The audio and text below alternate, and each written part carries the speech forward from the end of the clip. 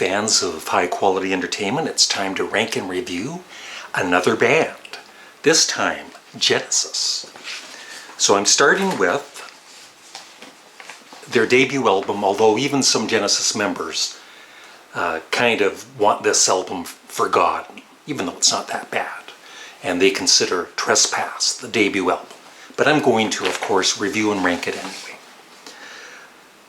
And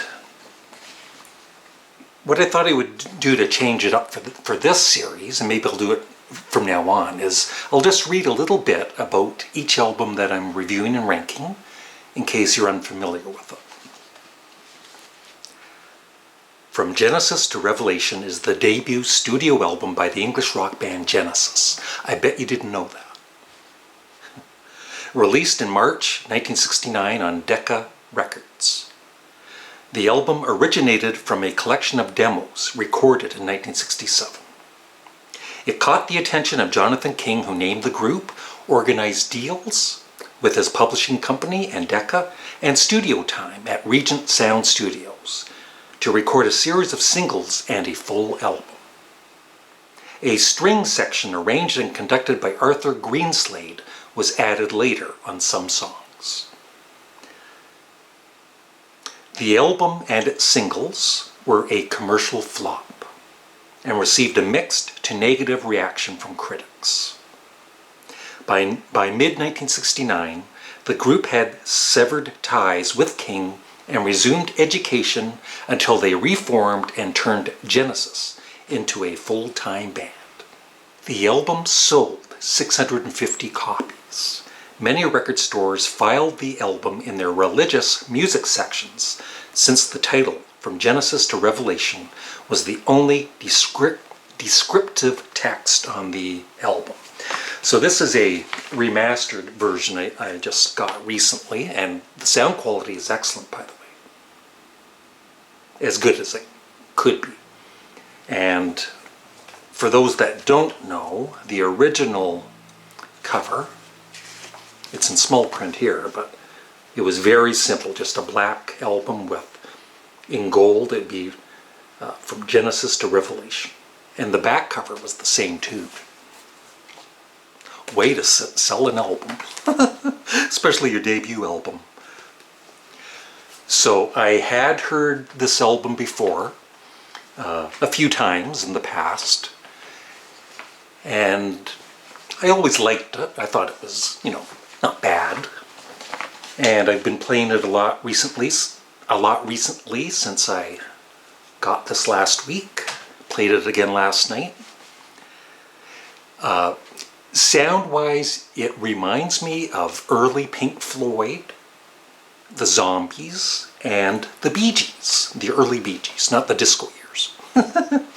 My favorite songs, if I had to choose three, they would be When the Sour Turns to Sweet, very nice opening track, Fireside Song, and The Conqueror. But I like a lot of the songs on the album. My least favorite song, if I had to choose one, would be the final song, A Place to Call My Own. What I find when I listen to the album is the first few songs, I'm totally into it and enjoy.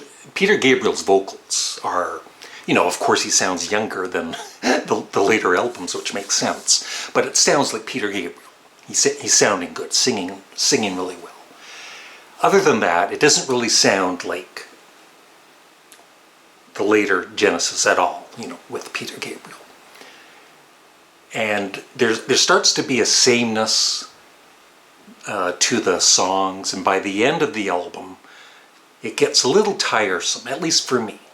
But like I said, there's not a bad song on the album. I really like some of the songs, and the other songs are okay. So the album rating, I really had to think this one over. I didn't want to give it too high of a rating because, like I said, it kind of gets a bit dull by the end of the album. So in my ratings and ranking, right now it's number 1. I don't think it's going to stay there though. I give it a C+. And the production, I know that some people have complained about the production, but it's not bad. I'd give it a B minus. And like I said, this remastered version, I think, improves it, the original. And the album cover, the original album cover, I'll see if I remember, I'll put it here so you can see it in big print. I give that an F. You know, their debut album, it's like, what were you thinking? And then the back cover is basically the same. And so, you know, like they said, it was usually placed in the religious filing in record stores. That's why it sold 650 copies. Not good. But yeah,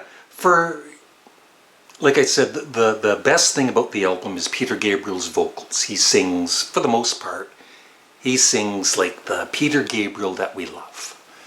And the strings are nice. Sometimes there's horns. But other than that, like I said, it gets a little boring by the end of the album. But it's still, overall, it's a pretty good album. And I could almost give it a B minus, but I think I'll stick with the C plus. So that, you know, C plus is good. It's like, that's not a bad album, at least for me. It's, you know, good. So that's it. I would love your thoughts on From Genesis to Revelation in the comment section below. And I've already decided what band or artist I'm going to rank and review next. And I'm not going to tell you until the end of this series. Thank you. They're a really popular band, by the way, and they're not the Beatles.